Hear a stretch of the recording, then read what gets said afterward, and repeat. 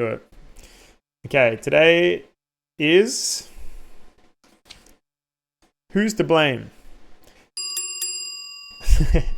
Ding, ding, ding.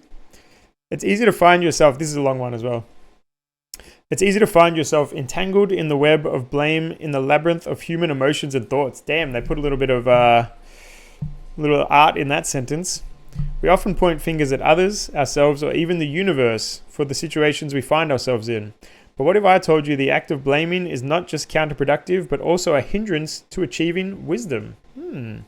Stoics offer a fascinating perspective, suggesting a 3-step evolution to transcend the blame game and arrive at a more enlightened state of being. This sounds really interesting. The 3 frames of blame. The Stoics identify 3 frames of blame that humans operate within. First is blaming ourselves. Initially, it's crucial to take responsibility for our actions, thoughts, and emotions. So taking responsibility. This is the first step towards self-awareness and growth. For instance, if you find yourself in a heated argument, instead of blaming the other person for your anger, recognize that your emotional response is your own doing. This one's tough. This one's going to be tough.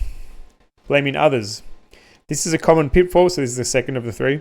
This is a common pitfall. It's easy to attribute our problems to external factors. Remember we talked about external and internal factors yesterday?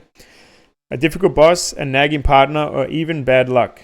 However, this frame of blame is a roadblock to personal development, so blaming others blocks your own personal development. Now, the third frame of blame is an interesting one. Blaming no one. This is the final and most advanced frame. This is where you want to achieve. Okay. Here you realize blame itself is a destructive concept. Everyone operates based on their internal patterns and there is no fault per se. It's all mechanics. Wow. Okay. I see where they're going with this. And now they have the evolutionary steps. Step 1. Self-responsibility. Initially, align everything with yourself. Not 2 days in a row, Coco. Oh my God. Align everything with yourself. Hello, we're reading philosophy. Initially, align everything with yourself. Take responsibility for your reactions, thoughts, emotions, and actions. So take responsibility. For example, if you are late for a meeting, instead of blaming traffic, acknowledge you could have left earlier. Okay. Yeah, this is going to take a lot. Step 2, self-awareness. The next step is understanding that the frame of blame is destructive. It's not about who is at fault. It's about recognizing the mechanics at play. Step 3 is wisdom. The final step is to arrive at a state of neutrality and complexity in your evaluations. Wisdom emerges here. A wise person doesn't blame. They see the situation clearly for what it is. Okay, now they have a little bit on how to practice this.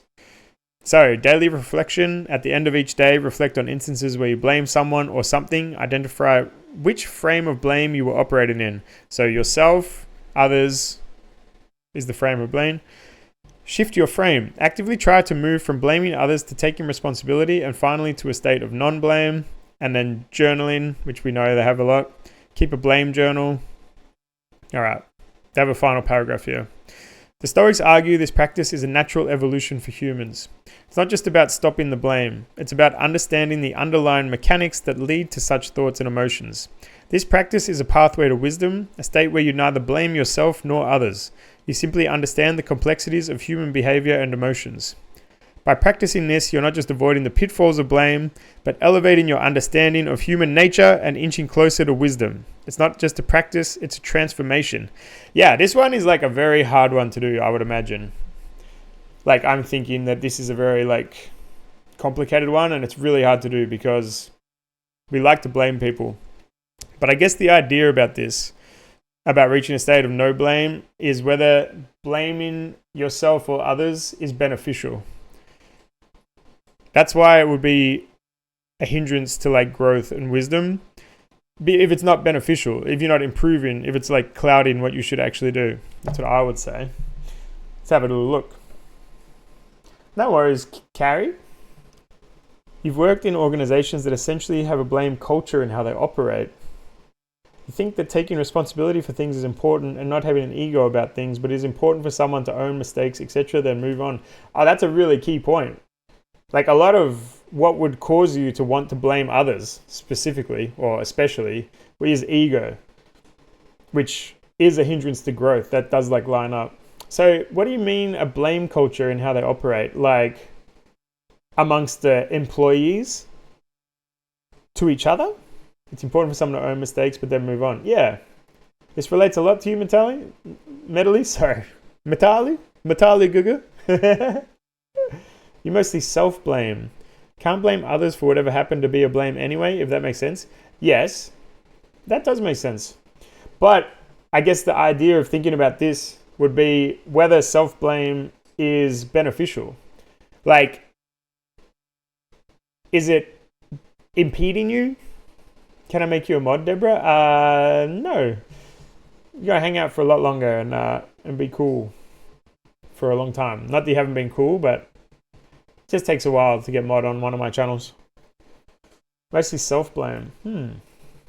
Amongst employees and managers trying to pin the blame on others for elements that are out of their control. Well, that's really good. I like the way that you highlight that it's out of their control.